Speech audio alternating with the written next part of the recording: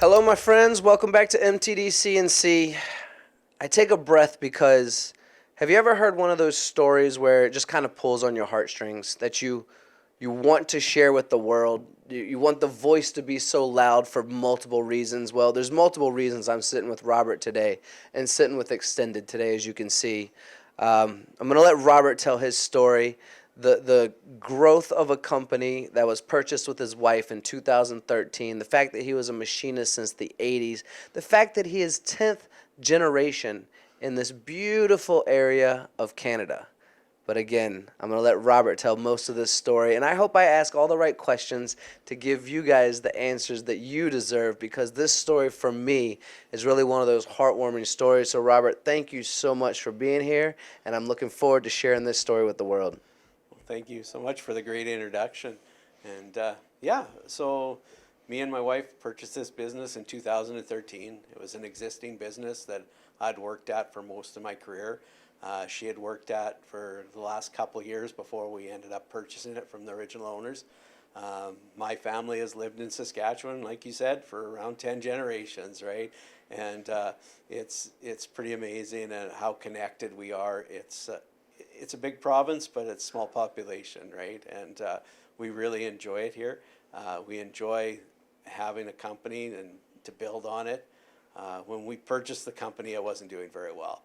It had been in losses probably for about 8 years in a row when we got the opportunity to buy it.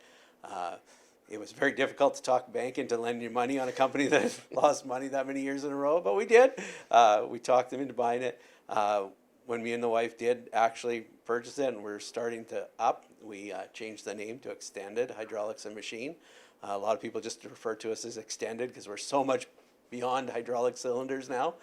But we purchased it and we sat down and trying to figure out a way to give back. And Katherine and I talked quite in depth about that. And she said, why don't we draw on your history in Saskatchewan and do employment for Indigenous people, right?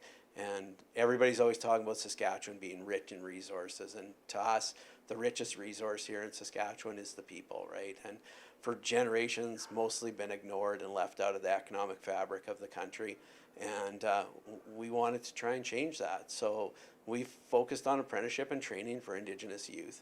And we always thought it was going to be our way of giving back. But what we found over the years is we've got probably one of the most hardest working, most dedicated staff in the industry that love coming to work every day because we gave opportunities to people that didn't necessarily have them any other way, right? And I know for myself, my life probably would have took a lot different turn over the years had I not been just in the right place at the right time, given the right opportunity, and ended up where I am today. And it's always a surprise to me where I am, and so I want to do that for other people. And we've got a great staff here and we love it. And we're about 50% Indigenous employment.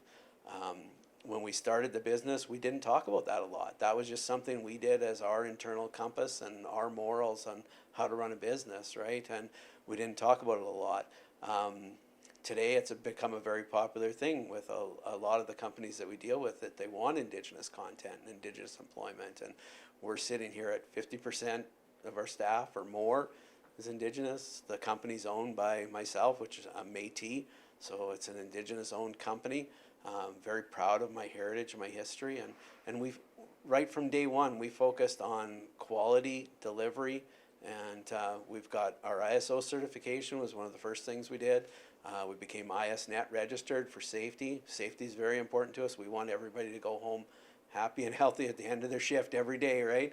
And so we're ISNet registered. We recently became TSASC certified, which is a pressure vessel welding certificate or certification that's very prominent here in the prairies.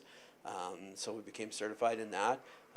When Nutrien, or they were called PCS at the time, came out with their Indigenous playbook probably about 8-9 years ago, we didn't know that they were working on that. They didn't know we were Indigenous.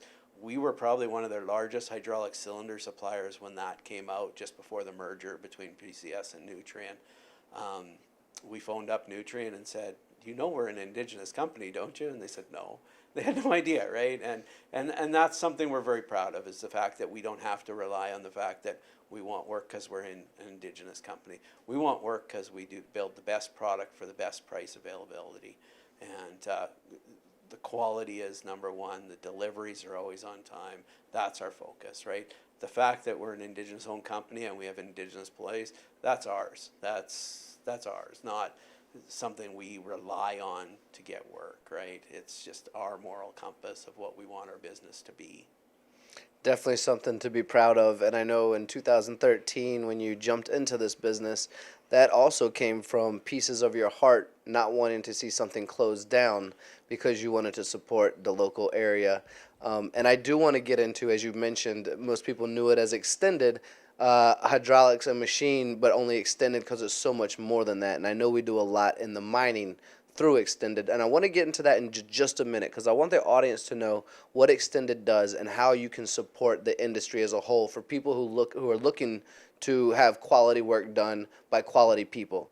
But I'd like to take another moment to kind of talk about some of the struggles or hardships of the Indigenous in this area, which is why there's a focal point of you saying, you know, we have more than 50%, the fact that we're Indigenous-owned, the reason you're doing training and education. Can we talk a little bit about that situation here in this part, even though it's a very rich land in Canada? Can we talk about that part for a minute?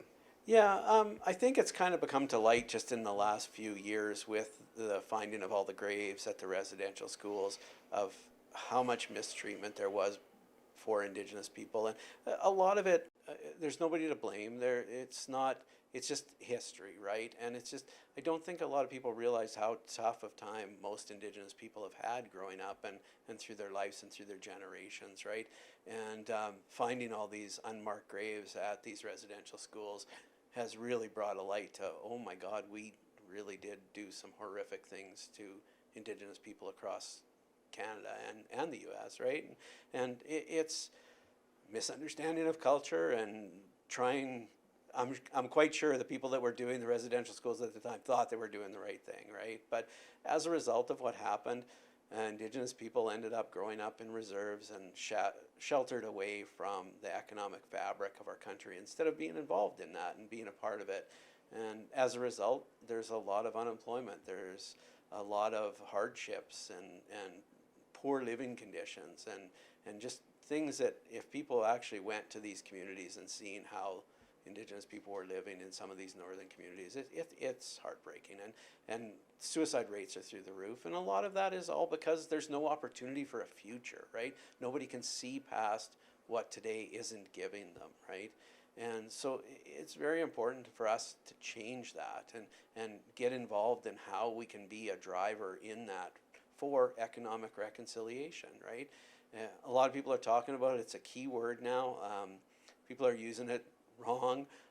A lot of people are trying to use it to just promote themselves, and it's all part of it, right? But what we're trying to do here is create careers and opportunities for people that they can take much beyond the fabric of Xtended Hydraulics and Machine.